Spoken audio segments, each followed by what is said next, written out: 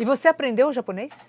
Eu aprendi o japonês, aprendi a escrever um pouquinho, só que aí quando eu cheguei no Brasil, eu não falava nem tão bem japonês nem tão bem português, né?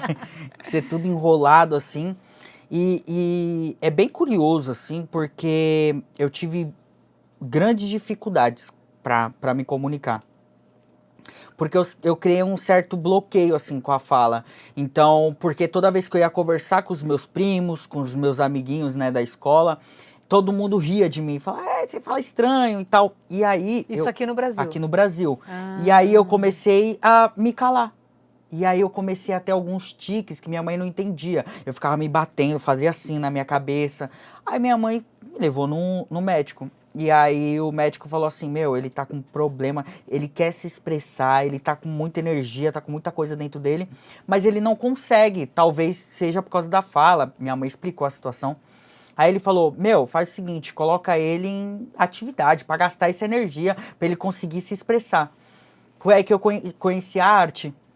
Que aí eu comecei a dançar, eu comecei a escrever, eu comecei a compor, eu comecei a cantar, eu comecei a soltar aquilo que eu tinha dentro de mim, né?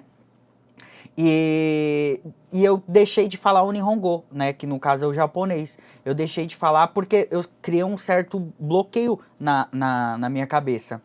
Só que agora eu voltei a estudar o japonês por necessidade mesmo, de trabalho e num futuro próximo eu quero ir para lá também, né? Para morar, eu digo. Então, mas eu sinto uma facilidade bem maior do que com o inglês. O inglês, eu não consigo cantar inglês, não sai nada, tipo, trava. Agora já o japonês, eu consigo cantar, eu consigo entender algumas coisas e tal. E alguns psicólogos falaram que ainda fica algo dentro lá da sua mente e a capacidade de pronunciar as palavras sai com mais facilidade, né? Que maravilha! Mas olha que louco, né, Glória? A gente olha e fala assim, caramba, a minha maior dificuldade era me comunicar, né? E hoje você é um grande comunicador. Então, mas as pessoas olham e falam assim, a pessoa nasceu com isso. No meu caso, não. Eu não nasci com isso. Na verdade, era uma grande dificuldade, né?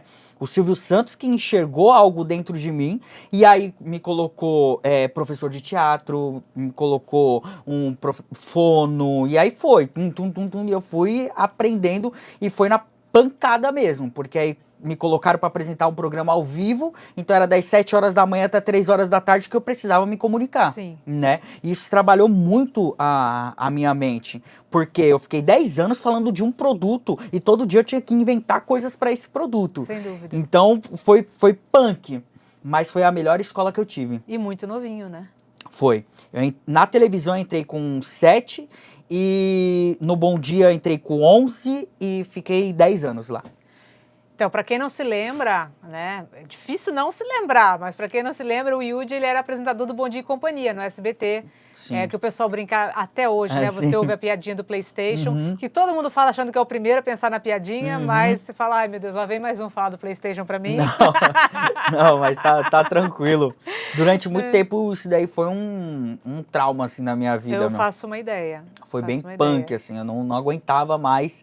Só que aí depois que eu comecei a ganhar dinheiro com isso, aí fez sentido, né? Comecei a fazer muito evento, comecei a participar de eventos de marcas mesmo, fazendo ativações internas nas marcas. Aí eu comecei, caramba, meu, isso daí eu posso... Dá pra não é algo ruim, né? Não é algo ruim, é bom demais. Né? Agora, você estava me contando que você vem de uma família de feirantes. Sim, minha família é da feira.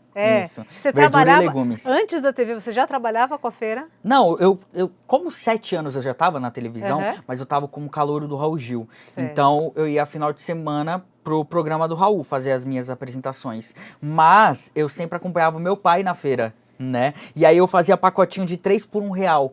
Hoje eu não sei nem quanto que tá um pacotinho, legume? Verdura e legumes. Mas agora eu não sei nem quanto que tá. Rapaz, se você conseguir 1 por R$1, eu já tô feliz, viu? É verdade. Então, você vê como as coisas mudaram, né? Mas eu lembro que meu avô falecido, meu avô e meu pai são falecidos. Eu já tava no programa do Raul Gil, na época era na Record. E eu lembro que eles me colocavam lá na frente, aqui o menino da Record tá vendendo pra vocês, e tal, pacotinho 3 por R$1. Era bem engraçado, assim. Mas são lembranças boas, eu guardo com muito carinho, assim.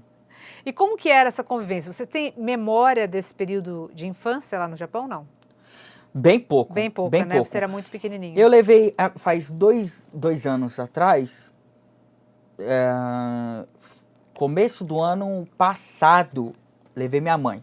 Aí foi eu, minha mãe, minha irmã, minha esposa, e aí peguei uma bicicleta e comecei a rodar o bairro onde ela morou comigo e, enfim, aí algumas coisas dá pra lembrar, assim, mas não com tanta clareza. Mas foi bem legal, foi bem divertido, assim, ela, ó, aqui você estudou aqui a gente ia nesse supermercado, aqui é tão bom, assim. Tem muita gente que, eu acho que todo mundo tinha que experimentar algo disso. Quando eu era mais novo, eu, por ter muita dificuldade, assim, em fazer parte de um grupo, eu me adaptar nos ambientes, porque eu saí do Japão e vim morar numa comunidade na Baixada Santista. Eu era o único japonês na comunidade inteira. Então, as pessoas... Eu sofri um preconceito inverso, né? Porque eu era o diferente ali na turma. Então, eu queria jogar bola, as pessoas... Ah, não, você é japonês e não sabe jogar bola. Não sabe jogar bola. Ah, eu ia pra escola, eu ia lá... Ah, japonês tem peru pequeno. Ah, japonês não sei o quê. Meu, eu sofri preconceito a minha infância inteira ali naquele lugar. Então, eu precisei buscar algo que eu mostrasse para essas pessoas. Meu, eu sou igual vocês, entende? Entendi. E aí eu me encontrei na cultura do hip hop. Que o discurso era bem parecido com aquilo que eu estava vivendo ali naquela comunidade. A que era do preconceito. O preconceito, o excluído, e tal. E aí o que eu fiz? Falei, meu, eu vou chegar perto desses caras, porque o que eu tô vivendo, e eles nem sabem, é o que eles estão fazendo comigo, entende? E aí eu fui e comecei a dançar hip hop, conheci a cultura hip hop dentro de uma ONG, que tirava a molecada da rua para conhecer, e aí junto com esse grupo nós somos campeões brasileiros de hip hop, e aí começaram a me chamar de japanego, porque eles me chamavam para as batalhas de hip hop, e aí sabiam que, meu, ia na frente, eu ia ganhar e tal, mas eu me lembro muito bem que um dos meus professores, ele falou assim, Yuji, eu acabei de voltar da África e foi a melhor coisa que eu fiz na minha vida. Mesmo não entendendo, mesmo estando muito distante de mim, quando eu estive ali dentro daquele lugar, eu entendi, tive muitas respostas de perguntas que eu fazia a vida inteira, né? Uhum. E eu guardei isso na minha cabeça.